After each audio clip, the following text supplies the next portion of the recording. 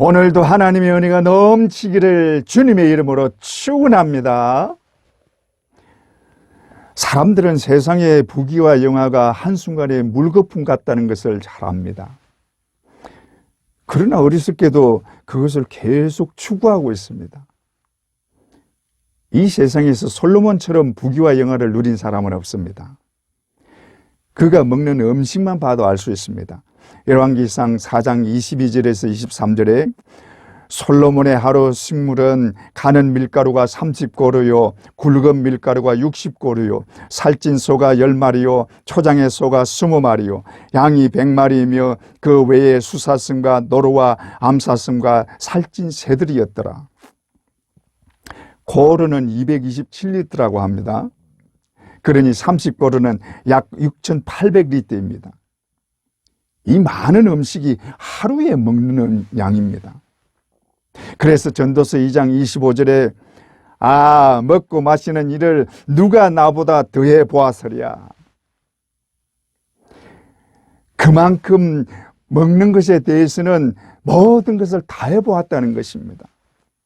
그런 솔로몬이 전도서 1장 2절에 전도자가 이르되 헛되고 헛되며 헛되고 헛되니 모든 것이 헛되도다. 다 헛되다고 말하고 있습니다. 그런데도 사람들은 이 헛된 것만 추구하고 있습니다. 성경에는 분명히 말씀합니다. 사람은 반드시 죽으며 죽은 후에는 심판이 따른다.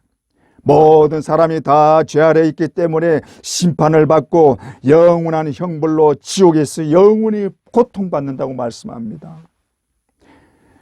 그러나 하나님은 우리에게 그 형벌을 벗어날 영원한 생명의 길을 보여주십니다. 그의 아들을 십자가에 달려 죽게 하시고 우리 죄를 담당하게 하시고 그를 믿는 자에게 영원한 생명을 주신다고 말씀하십니다. 요한복음 3장 16절에 이는 저를 믿는 자마다 멸망치 않고 영생을 얻게 하려 하심이니라. 그러므로 예수 그리스도를 믿으면 영원한 생명을 얻습니다.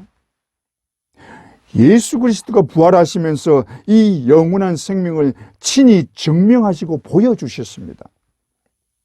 예수 그리스도의 부활은 영원한 생명을 우리 눈으로 보게 한 것입니다. 믿습니까?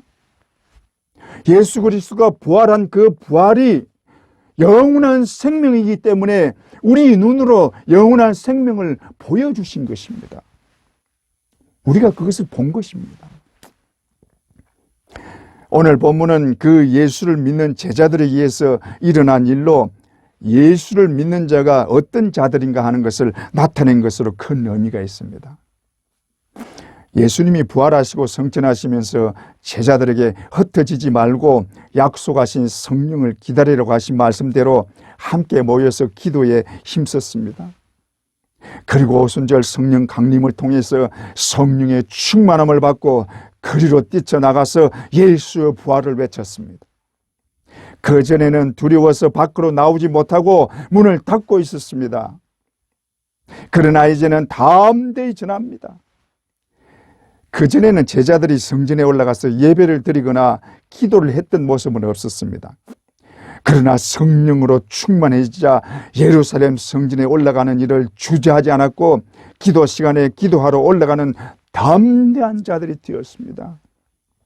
죽음이 두려워서 도망하고 문을 닫고 있던 그런 자들이 아니라 누구 앞에서나 담대하게 예수를 전했고 심지어 관원들 앞에 붙들려 와서도 그들에게 예수에 대해서 담대히 말할 수 있었고 오히려 그들을 질책하는 자들이 되었습니다.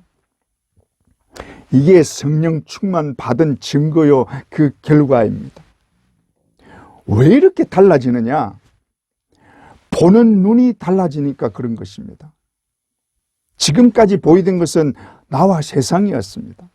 그러나 성령으로 눈이 열리게 되자 영원한 나라 천국이 보입니다.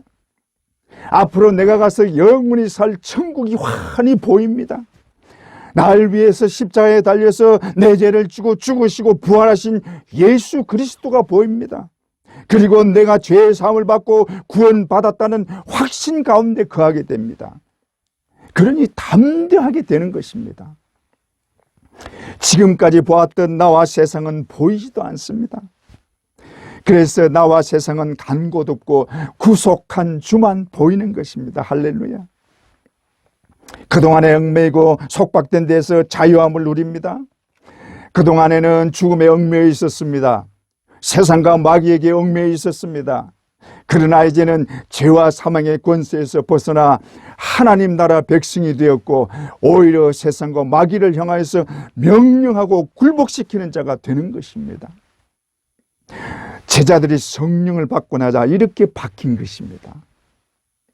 제자들만 이렇게 바뀌는 것이 아니라 예수 믿고 구원받아 하나님 나라 백성이 된 자들은 다 이렇게 바뀌는 것입니다. 지금까지는 죽음의 공포에서 벌벌 떨었지만 죄와 사망에 매여서 꼼짝 못하는 상태였지만 이제는 죄와 사망의 권세에서 완전히 벗어나 오히려 명령하는 자가 되는 것입니다. 사망아 너의 쏘는 것이 어디 있느냐? 이게 구원받고 성령 받은 자의 담대함입니다. 예수 그리스도는 그를 믿는 모든 자에게 이 담대함을 주십니다. 요한복음 16장 33절에 이것을 너희에게 이르는 것은 너희로 내 안에서 평안을 누리게 하려 함이라. 세상에서는 너희가 환난을 당하나 담대하라 내가 세상을 이기었노라. 할렐루야. 우리에게 성령을 통해서 이 담대함을 주십니다. 우리 모두 주님이 주시는 이 담대함으로 언제나 담대하게 되기를 주님의 이름으로 축원합니다. 오늘 본문에서 베드로가 걷지 못하는 자를 걷게 하는 사건은 오순절 이후 처음으로 제자들에 의해서 일어났다는 데서 큰 의미가 있습니다. 예수님이 이 땅에 계실 때 기적과 표적을 많이 보여주셨습니다. 그리고 제자들에게 하신 말씀이 너희가 믿으면 내가 하는 일도 할 것이요 이보다 더 큰 일도 하리라고 말씀하셨습니다. 요한복음 14장 12절에 내가 진실로 진실로 너희에게 이르노니 나를 믿는 자는 내가 하는 일을 그도 할 것이요 또한 그보다 큰 일도 하리니, 이 말씀에 대한 입증이 오늘 이루어진 것입니다. 베드로와 요한이 제9시 기도 시간에 기도하러 성전으로 올라갑니다. 베드로와 요한은 어떻게 보면 예루살렘 성전과 상관이 없는 것 같고 거리가 있어 보이지만 이들이 예루살렘 성전에 기도하러 갔다는 것은 의미가 있는 것입니다. 제9시 기도 시간은 정해진 기도 시간입니다. 예루살렘 성전에서 정해진 그 시간입니다. 이 기도 시간에 맞추어서 제자들도 기도를 한 것입니다. 오늘날 많은 신자들은 형식은 별로 중요치 않다고 생각합니다. 마음만 진실하면 된다고 생각을 하는 사람들이 있습니다. 그래서 예배를 드릴 때에도 자기 편한 대로 예배 드립니다. 심지어는 교회 가지 않아도 진실로 믿으면 된다고 생각하는 사람도 있습니다. 그러나 우리가 분명히 알아야 할 것은 형식도 중요하다는 것입니다. 예수님께서 바리새인들의 형식적인 것을 극렬하게 비판하셨습니다. 그러나 형식을 절대로 취하지 말도록 한 것이 아닙니다. 형식만 있고 내용이 전혀 없는 것을 신랄하게 비판한 것입니다. 그러므로 형식은 필요치 않다고 생각하는 것은 하나님 나라를 너무나 잘못 이해한 것입니다. 하나님 나라는 내용만 있는 것이 아닙니다. 왕 앞에는 거기에 맞는 예식이 있어야 합니다. 하나님은 만왕의 왕이십니다. 그러므로 거기에 맞는 예를 갖추어야 하는 것입니다. 그러므로 형식도 있고 내용도 있어야 합니다. 이것이 올바른 예배입니다. 그러므로 예배를 위해서는 몸도 마음도 최선을 다해야 하는 것입니다. 올바른 예배가 있어야 은혜도 있는 것입니다. 하나님은 올바른 예배를 원하십니다. 이것이 하나님이 기뻐 받으시는 것입니다. 하나님이 기뻐 받으시는 예배는 언제나 은혜가 넘쳐납니다. 그러므로 하나님이 기뻐 받으시는 예배를 드리기를 진심으로 축원합니다. 베드로와 요한이 기도하러 성전에 올라갈 때 그 성전 미문에 앉아서 구걸하는 자를 보게 되었습니다. 그는 나면서부터 걷지 못하는 자였습니다. 그는 다른 사람에 의해서 날마다 그곳에 왔습니다. 그리고 거기서 구걸하며 살아가는 삶이었습니다. 그것을 지나가던 베드로와 요한이 보고는 베드로가 그에게 말합니다. 우리를 보라. 그러자 그가 베드로를 봅니다. 그때 베드로가 그에게 말하기를, 사도행전 3장 6절에 베드로가 이르되 은과 금은 내게 없거니와 내게 있는 이것을 네게 주노니 나사렛 예수 그리스도의 이름으로 일어나 걸어라. 이 말씀에 그가 벌떡 일어나서 그들과 함께 뛰기도 하며 걷기도 하며 성전 안으로 들어가면서 하나님을 찬송하였습니다. 이것을 본 사람들이 다 놀랐습니다. 평생 한 번도 일어나지 못하고 걷는다는 것은 상상도 못한 자가 일어나서 걷기도 하고 뛰기도 했습니다. 얼마나 좋았을까요? 그는 마치 다시 태어난 것 같았습니다. 지금까지는 희망이 전혀 없는 삶이었지만 갑자기 그 인생에 밝은 빛이 비춰졌습니다. 지금까지 앉아있던 자리는 더 이상 그와 상관이 없는 자리가 된 것입니다. 지금까지 그를 괴롭혔던 모든 것은 다 떠나간 것입니다. 할렐루야. 얼마나 좋습니까? 오늘 우리의 삶에도 이런 은혜가 있기를 바랍니다. 특히 영적인 새로운 은혜가 있기를 주님의 이름으로 축원합니다. 영적으로 일어나는 은혜가 있기를 간절히 원합니다. 그런데 오늘 말씀을 보면 신앙생활의 두 모습을 찾아볼 수 있습니다. 첫 번째는 성전 문 앞까지만 오는 사람들입니다. 교회는 항상 오지만 문 앞에서 멈춰 있는 자들입니다. 문 앞에 앉아서 구걸하는 자처럼 문 밖에서 더 이상 들어가지를 않습니다. 은혜 받는 자리로 나가지를 않습니다.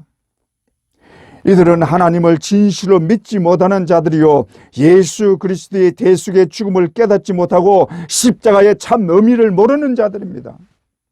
이들은 구원의 감격을 진실로 깨닫지 못한 자들입니다. 교회를 아무리 오래 다니고 어떤 직분을 가지고 있어도 이들은 구원을 받지 못한 것입니다. 교회 안에 이런 자들이 의외로 많다고 봅니다. 이들이 주님이 말하는 주여 주여 하고 부르지만 입술로만 부르는 자들입니다. 그런데 이들의 특징을 보면 로마서 1장에 수군수군하는 자요, 비방하는 자요, 교만한 자요, 자랑하는 자요, 또 2장에 남을 판단하는 자요, 당을 짓는 자요. 구속의 은혜를 받지 못하고 예수 그리스도와 함께 십자가에 죽지 않은 자들이 교회만 오래 다니면 이런 자들이 되는 것입니다. 여러분 중에 구원의 감격이 없거나 십자가에 죽은 자가 예수님이 아니라 나라는 것을 깨닫지 못한다면 자신이 주님과 상관이 없는 자요, 주님의 마음을 얼마나 아프게 하는 자인가를 아시기를 바랍니다. 이런 자들에게 주님이 말씀하십니다. 일어나 걸어라. 이 말씀이 심령을 때리는 말씀이 되기를 진심으로 바랍니다. 일어나 걸어라. 주님이 말씀하십니다. 둘째는 성전 안으로 들어오는 자들입니다. 성전 미문에서 구걸하며 앉아있던 자가 일어나서 걷게 되자 기뻐하며 하나님을 찬양하면서 성전 안으로 들어옵니다. 뛰기도 하며 걷기도 하고 즐거워서 어쩔 줄을 모르고 있습니다. 은혜 안에 들어오면 다 이렇게 되는 것입니다. 구원의 감격이 이런 것입니다. 지금까지 어둠 속에 있었습니다. 삶의 어떤 의미도 모르고 방황하며 살았습니다. 죽음의 공포가 항상 그 삶을 지배하고 있었습니다. 그러나 그에게 밝은 빛이 비춰집니다. 지금까지 보이지 않던 천국이 환하게 보입니다. 십자가에서 나를 살리기 위해 피 흘리시고 죽으신 예수 그리스도의 그 놀라운 사랑이 깨달아집니다. 그 아들까지 아끼지 아니하시고 내 대신 죽게 하신 그 크신 하나님의 사랑을 깨닫고 찬송하게 합니다. 그 은혜에 감격하여 한없이 울게 합니다. 이것이 은혜 안에 들어오면 일어나는 축복입니다. 믿습니까? 그런데 이 은혜는 한 번으로 끝나는 것이 아니라 계속됩니다. 갈수록 더 깊은 은혜의 바닷속으로 들어가게 됩니다. 이 은혜의 바닷속에 들어오면 조금도 부족함이 없습니다. 속에서는 생수의 강이 흘러 넘칩니다. 하늘의 영광이 내 안에 가득 찹니다. 기쁨과 평안으로 항상 충만합니다. 이런 사람에게는 세상의 것이 너무나 시시한 것입니다. 그래서 바울 사도처럼 모든 것을 배설물과 같이 여기는 것입니다. 우리 모두가 이런 은혜 속에 살게 되기를 주님의 이름으로 축원합니다. 진심으로 축원합니다. 그런데 이런 은혜 안으로 들어가기 위해서는 해야 할 일이 있습니다. 첫째로 고개를 들어서 바라보아야 합니다. 베드로와 요한이 성전에 올라갈 때 구걸하는 자를 보았습니다. 그는 걷지 못하기 때문에 성전 문 앞에서 구걸하고 있는 것입니다. 그가 할 수 있는 것은 앉아서 구걸하는 것밖에는 아무것도 할 수 없는 무능한 삶입니다. 그 길을 베드로와 요한이 지나가게 됩니다. 그리고 베드로가 그를 불쌍히 여겨서 그에게 말합니다. 4절에 베드로가 요한과 더불어 주목하여 이르되 우리를 보라 하니, 우리를 보라. 그 말에 그가 베드로를 바라봅니다. 그때 그에게 평생 일어날 수 없는 일이 벌어졌습니다. 베드로가 우리를 보라고 하는 그 말을 듣고 베드로를 보았을 때 그에게는 평생 일어날 수 없는 일이 일어난 것입니다. 신앙생활은 바라보는 것으로부터 시작됩니다. 죄로 인해서 하나님을 떠난 인간들은 하나님을 외면하고 하나님께 등을 돌렸습니다. 하나님이 주시는 영원한 생명을 거부하고 오히려 세상과 마귀를 가까이하고 영원한 멸망을 선택하고 있습니다. 그런 인간들에게 하나님은 끝까지 포기하지 않으시고 영원한 생명을 주시려고 할 수 있는 최고의 사랑을 나타내 보이십니다. 그런 자들을 영원한 멸망에서 건져내시려고 자신의 생명보다 귀한 아들의 생명을 주셨습니다. 또한 예수 그리스도는 자신의 생명을 조금도 아끼지 않으시고 우리를 위해서 내어놓으십니다. 십자가에 달리신 주님이 그 처절한 고통 속에서도 우리를 위해서 외칩니다. 보라, 내가 너희 죄를 위하여 피를 흘리노라. 마가복음 14장 24절에 이것은 많은 사람을 위하여 흘리는 나의 피, 곧 언약의 피니라. 너희 죄를 사하려고 보배로운 피, 언약의 피를 흘리노라. 십자가에서 흘리는 나의 피를 보라. 그리고 나를 믿어라. 그 말씀 듣고 십자가를 바라보는 순간 우리에게 평생 일어날 수 없는 일이 벌어집니다.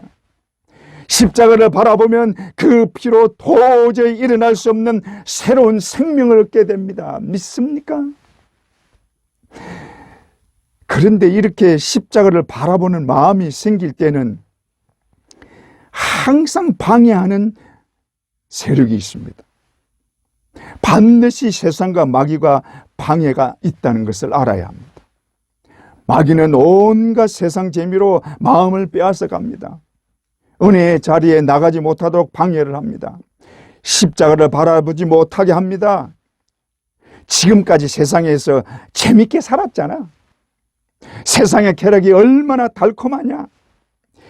이것을 잊을 수 있겠어? 계속해서 유혹합니다. 마귀는 절대로 놓치지 않으려고 합니다. 할 수만 있으면 선자도 넘어지게 하려고 합니다. 베드로전서 5장 8절에 근신하라 깨어라 너희 대적 마귀가 우는 사자같이 두루 다니며 삼킬 자를 찾나니. 그러므로 마음의 말씀이 들여와서 십자가를 바라보게 하고 주님의 은혜가 임할 때에는 과감하게 바라보아야 합니다. 머뭇거리면 기회를 놓치는 것입니다. 이것은 은혜에서 떨어진 자도 마찬가지입니다. 한때는 은혜를 받고 구원의 감격으로 기뻐하고 십자가를 바라보고 감격의 눈물도 흘렸습니다. 그러나 어느 순간부터 은혜에서 떨어져서 하나님에게서 멀어지고 세상이 더 가깝게 보입니다. 구원의 감격도 사라지고 기쁨과 감사도 없습니다. 하나님은 이런 자에게 다시 은혜의 자리로 나오도록 마음에 깨닫게 하십니다. 자신이 생각할 때 이래서는 안 되는데 하는 마음이 들면 그것은 하나님이 은혜를 베풀어서 돌아오기를 원하고 계신 것을 알아야 합니다. 하나님께서 그 마음에 이래서는 안 되는데 내가 돌아가야 되는데 이런 마음을 계속 주시고 돌아오기를 원하고 그 마음을 주시는 것입니다. 이것을 알아야 합니다. 이런 자에게도 주님은 말씀하십니다. 더 이상 세상 보지 말고 나를 보라. 너를 위해 또다시 피를 흘리는 십자가를 바라보라. 주님이 말씀하실 때 더 이상 머뭇거리지 마시기 바랍니다. 과감하게 세상에서 눈을 돌리시기 바랍니다. 당신은 세상과 함께 멸망받아야 할 자가 아닙니다. 당신을 살리려고 예수 그리스도가 십자가에 달려 죽었습니다. 그 주님이 부릅니다. 돌아오라. 십자가를 바라보라. 이 음성 듣고 진실한 마음으로 십자가를 바라보시기를 주님의 이름으로 축원합니다. 둘째로 일어서서 걸어야 합니다. 이 걷지 못하는 사람이 바라볼 때 베드로가 이르기를 내게 은과 금은 없거니와 내게 있는 것으로 네게 주노니 나사렛 예수 그리스도 이름으로 일어나 걸으라고 명령합니다. 그런데 이 사람이 저절로 일어섰습니까? 그 말을 듣고 자신이 일어났습니다. 자신의 힘으로 일어났습니다. 지금까지 한 번도 일어서 본 적 없는 사람은 일어나기가 두렵습니다. 의심도 생길 수 있습니다. 그러나 베드로의 말을 들을 때 마음에 일어설 수 있다는 믿음이 생겼습니다. 왠지 모르지만 일어설 용기가 생깁니다. 그래서 일어섭니다. 그러자 지금까지 한 번도 일어서지 못했던 자가 벌떡 일어서게 된 것입니다. 주님의 이름의 능력으로 그에게 평생 잊을 수 없고 일어날 수도 없는 일이 일어난 것입니다. 할렐루야. 얼마나 좋았던지. 지금까지 성전 문 앞에만 나와 있던 그가 성전 안으로 베드로와 요한을 따라 걷기도 하며 뛰기도 하면서 들어갑니다. 그의 입에서는 저절로 하나님을 찬양하는 노래가 나옵니다. 사람들이 그를 보았지만 그에게는 아무것도 보이지 않았습니다. 오로지 감격과 감사만 있었습니다. 이 감격을 우리도 얼마든지 경험할 수 있습니다. 이 사람은 육신적으로 일어나서 걷는 것입니다. 그러나 죽었던 영이 살아나고 영원한 사망의 몸에서 영원한 생명을 가지게 되면 이 정도가 아닙니다. 죽었던 자가 다시 살아나는 것입니다. 영원한 지옥의 명령에서 영원한 생명을 가집니다. 뿐만 아니라 하나님 나라에서 영원히 살게 됩니다. 할렐루야. 이것을 감격하지 않는다면 거짓말입니다. 만약에 이것을 감격하지 않는다면 그 영은 살아난 것이 아닐 수 있습니다. 진실로 영원한 생명을 가지면 좋아서 찬양하지 않을 수 없습니다. 하나님께 날마다 감사하지 않을 수 없습니다. 이 감격을 우리는 누릴 수 있는 것입니다. 예수를 믿는 자는 모두가 다 이 감격을 누릴 수 있는 것입니다. 그러기 위해서는 일어나 걸어가야 합니다. 하나님의 은혜의 깊은 곳으로 들어가야 합니다. 주님은 우리가 이런 은혜를 받기를 원하고 계십니다. 그래서 주님은 우리에게도 일어나 걸으라고 말씀하십니다. 그래서 주님은 우리에게 말씀하고 있는 것입니다. 일어나 걸으라. 그러나 교회 다니는 많은 사람들 중에는 주저앉아 있는 자들이 많이 있습니다. 여전히 그 자리에 주저앉아 있습니다. 깊은 은혜의 자리로 나오지 못하고 어떤 기쁨도 맛보지 못하고 내가 받을 영광이 무엇인지도 모르고 그 자리에 머물고 있습니다. 예수님이 침상에 누워있는 중풍병자를 일어나 가게 했습니다. 마태복음 9장 2절에 침상에 누운 중풍병자를 사람들이 데리고 오거늘 예수께서 그들의 믿음을 보시고 중풍병자에게 이르시되 작은 자여 안심하라 네 죄 사함을 받았느니라. 그리고 6절에 네 침상을 가지고 집으로 가라고 하십니다. 예수님은 그들의 믿음을 보시고 죄 사함을 받았다고 선언하십니다. 그리고 일어나 그 침상을 들고 집으로 가라고 하신 것입니다. 예수님은 우리에게도 똑같이 말씀하십니다. 네 죄 사함을 받았느니라. 그러므로 일어나 걸어라. 일어나 은혜의 깊은 곳으로 걸어가라. 지금까지 세상에 주저앉아 있었습니다. 그 자리에서 일어나야 합니다. 그곳은 우리가 앉아있을 자리가 아닙니다. 더 이상 앉아있지 말고 은혜의 바다로 걸어가야 합니다. 주님이 우리 손 잡아 일으켜 주시고 도와주십니다. 우리에게 일어날 용기를 주십니다. 일어나 걸어라. 내가 너를 도우리라. 주님은 우리가 무능력한 상태에 있기를 원치 않습니다. 세상에 지는 것을 원치 않으십니다. 그래서 주님이 이렇게 외치고 있는 것입니다. 일어나라 담대하라 내가 세상을 이기었노라. 할렐루야. 이 말씀 듣고 일어나서 은혜의 바다로 나가는 모두가 되기를 주님의 이름으로 축원합니다. 셋째로, 은혜의 보좌 앞으로 담대히 나갈 수 있어야 합니다. 본문에서 보는 것처럼 나면서부터 걷지 못하는 자가 일어나서 걷고 뛰면서 성전으로 들어가는 것을 사람들이 보게 되었습니다.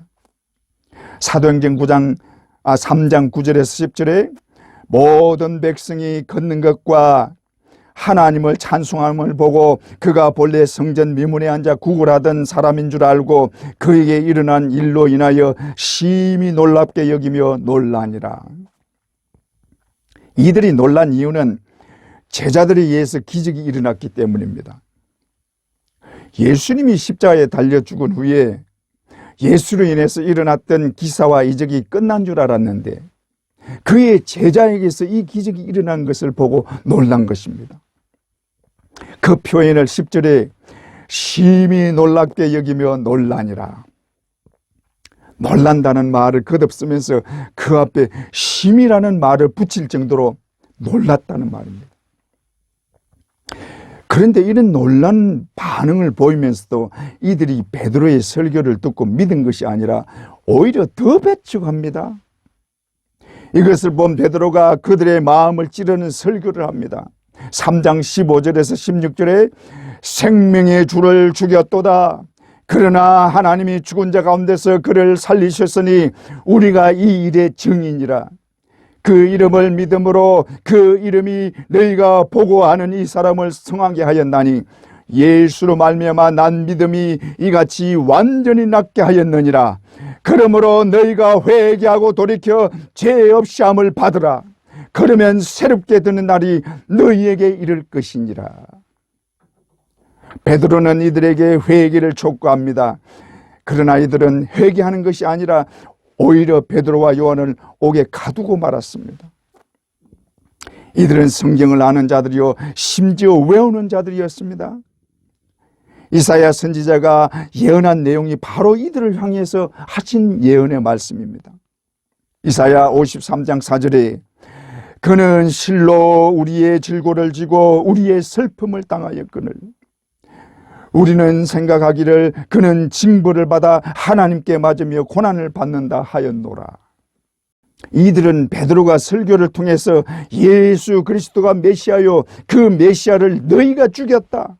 그러므로 회개하고 제사함을 받으라고 그렇게 말을 하자 오히려 베드로와 요한을 몰아내고 있습니다. 자신들의 죄를 위해서 질고를 지고 자신들이 당할 슬픔을 대신 당하였는데 예수 그리스도가 죽은 것은 자신들과 아무 상관없는 것으로 생각을 하고 철저하게 배척하는 것입니다. 이들은 예수님이 가르치는 말씀을 들은 자들입니다. 예수님이 베푸시는 기적을 보면서 하나님의 아들이 아니면 할 수 없는 일이라고 인정하기도 했습니다. 그럼에도 불구하고 이들은 예수 그리스도를 믿지 않았고 철저하게 외면하면서 십자가에 죽인 것입니다. 얼마나 완악합니까?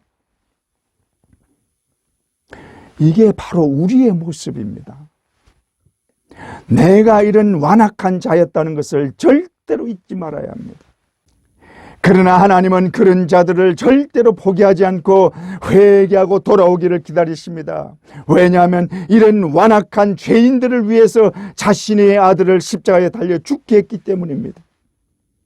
하나님은 자신에게 대적하는 자들을 위해서 그의 아들을 이 땅에 보내시고 십자가에 달려 죽게 했습니다. 대신에 그 원수들을 살리기를 원하셨습니다. 그만큼 그들을 사랑하신 것입니다. 우리는 이 사랑을 알지를 못합니다. 그러나 믿게 된 후에 깨닫는 하나님의 사랑은 얼마나 크고 놀라운 사랑인지 우리가 도무지 감당할 수 없는 사랑입니다. 이 사랑이 우리를 살렸습니다. 이 사랑을 십자가에서 다 보여주셨습니다. 그래서 십자가를 볼 때마다 감격하고 우는 것입니다. 십자가를 볼 때마다 하나님의 사랑이 우리 마음에 가득 차서 감격할 수밖에 없는 것입니다. 우리는 그 사랑을 믿지 않았고 오히려 조롱했습니다. 십자가에 달린 예수를 향하여 내가 하나님의 아들이거든 내려오라. 하나님의 아들이 왜 십자가에 달려 있느냐? 자신의 죄를 대신 지고 죽는 예수 그리스도를 향하여서 조롱하고 욕을 하고 있었습니다. 그런 우리를 향해서 주님은 저들의 죄를 용서해 달라고 하나님께 기도하셨습니다. 그리고 끝까지 사랑하시고 포기하지 않았습니다. 그 주님의 사랑 때문에 내가 예수를 믿게 되었고 구원받아 영원한 생명을 얻게 된 것입니다. 믿습니까? 우리가 구원받은 후에야 이 사랑을 진실로 깨닫고 내가 예수 그리스도를 십자가에 못 박았음을 알고 애통하고 가슴을 치는 것입니다. 하나님이 우리를 이처럼 사랑하십니다. 그 은혜와 사랑이 언제나 우리를 이끌어 주십니다. 그러므로 우리는 은혜의 보좌 앞에 담대히 나가야 합니다. 그 은혜의 깊은 곳으로 들어가야 합니다. 그러면 하늘로부터 오는 평안이 마음에 가득 찹니다. 하늘의 영광이 마음에 가득 차고 넘칩니다. 하늘의 영광, 하늘의 영광, 나의 마음 속에 차고도 넘쳐. 비록 우리는 부족할지라도 하나님의 사랑이 우리와 함께하는 이상 우리는 담대히 은혜의 보좌 앞에 나갈 수 있습니다. 하나님이 우리를 사랑하는 그 사랑은 영원히 변치 않습니다. 할렐루야. 그러므로 그 사랑을 찬양할 수 있습니다. 그 은혜를 진실로 감사할 수 있습니다. 하나님은 절대로 포기하지 않습니다. 찬송가 305장 나 같은 죄인 살리신 이 찬송을 작사한 존 뉴턴이라는 분이 계십니다. 그는 런던에서 선장의 아들로 태어났습니다. 그의 어머니는 독실한 크리스찬이었고 뉴턴을 어릴 때부터 신앙으로 철저하게 가르쳤습니다. 그러나 어머니가 일찍 돌아가면서 그의 삶은 완전히 달라졌습니다. 어머니가 폐병으로 뉴턴이 7살 때 세상을 떠나고 말았습니다. 그때부터 그의 삶은 타락의 길로 빠져들어갑니다. 11살이 되자 엄격한 교육에서 벗어나려고 선원 생활을 시작합니다. 어린 뉴턴이 서른들 틈에서 그들의 은혜와 행동을 배우게 되고 부도덕하고 방탕한 생활을 하게 되었습니다. 그런 그를 아버지가 해군에 보내게 되었는데 군대의 엄격한 생활을 견디지 못하고 못된 친구를 만나서 탈영을 합니다. 그러나 곧 체포되고 아프리카로 가는 노예 상선에 팔려가서 노예 생활을 하게 됩니다. 노예 생활은 엄청난 고통이었습니다. 몸이 성한 곳이 없을 정도로 매질을 당했습니다. 그러나 우여곡절 끝에 구조되어 노예 생활을 벗어나게 되었습니다. 그러나 어릴 적 신앙은 완전히 버렸고 오히려 주님을 대적하는 마음이 되고 말았습니다. 그는 신앙적으로 주님을 완전히 떠났고 철저히 믿지 않는 사람이 되었습니다. 그는 노예선의 선장이 되어서 노예들을 잡아서 팔아먹는 범죄를 저지르는 자가 되었습니다. 선은 생활의 경험을 바탕으로 노예선의 선장이 되었고 노예들을 잡아서 팔아먹은 것입니다. 그러나 이것도 그만두게 되고 배를 타고 고향으로 오던 중에 심한 폭풍우를 만났는데 생명까지 위태로운 상황에 처하자 자기도 모르게 주여 우리에게 자비를 하고 외치게 되었습니다. 이 말을 하고는 오히려 자신이 놀랐습니다. 내가 주님을 찾아도 되는 자인가? 그러나 그때부터 하나님의 은혜의 빛이 비치기 시작합니다. 그때 복음주의자의 설교를 듣는 기회가 있었는데 이 설교를 듣고는 회심을 결심하게 됩니다. 하나님은 그렇게 타락된 생활을 한 뉴턴을 절대로 포기하지 않았고 버리지 않았습니다. 그러나 그는 너무나 그동안 많은 죄를 저질렀습니다. 도저히 용서받을 수 없는 죄를 지었다고 생각했습니다. 그래서 하나님께 돌아갈 면목이 없었습니다. 그러나 그가 탕자의 얘기를 읽고는 완전히 변화되는 사람이 됩니다. 아버지는 탕자를 보내고 날마다 동구 밖에서 기다리고 계셨습니다. 아들이 돌아오기만 기다린 것입니다. 이것을 본 뉴턴은 자신이 바로 탕자임을 깨닫고는 회개의 눈물을 한없이 흘렸습니다. 너무나 많은 죄를 짓고 타락한 자신을 하나님 아버지는 날마다 기다리고 있다는 것을 깨닫고는 한없이 울었습니다. 나 같은 죄인을 위해서 예수 그리스도가 십자가에 달려 돌아가신 것을 진실로 깨닫고는 나 같은 죄인 살리신 주원의 놀라와 잃었던 생명 찾았고 광명을 얻었네. 이 가사를 자신의 간증으로 쓴 것입니다. 영어로 하면 감동이 더 큰데 Amazing Grace, 놀라운 은혜, 감당할 수 없는 은혜, 이 은혜를 우리가 받았습니다. 나 같은 죄인 살리신 주 은혜 놀라와 잃었던 생명 찾았고 광명을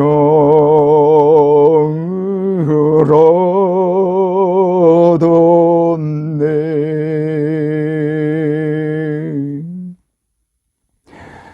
여러분, 우리는 죄인입니다. 완악한 죄인입니다. 내 죄가 예수 그리스도를 십자가에 못 박았고 내 완악함이 예수님의 옆구리를 창으로 찌른 것입니다. 그러나 하나님은 포기하지 않으시고 끝까지 은혜를 베풀어 주셨습니다. 우리 주님은 나를 끝까지 사랑하시고 용기와 담대함을 주십니다. 비록 세상이 너무나 힘들고 어려워서 쓰러지고 넘어져도 우리 주님은 다시 일으켜 주십니다. 너희가 세상에서 환난을 당하나 담대하라. 내가 세상을 이기었노라. 그러므로 다시 일어나 걸어라. 내가 너를 도우리라. 비록 보이지 않아도 지치고 고나여 넘어질 때면 다가와서 손 내밀어 주시는 주님, 나를 일으켜 주시는 주님이 계십니다. 일어나 걸어라. 내가 새 힘을 주리라. 이 주님의 은혜가 있는 이상 나는 망하지 않습니다. 나 같은 죄인 살리신 주님의 은혜가 있기 때문에 우리는 은혜의 보좌 앞에 담대히 나갈 수 있습니다. 이런 은혜로 우리 모두가 충만하게 되기를 주님의 이름으로 축원합니다.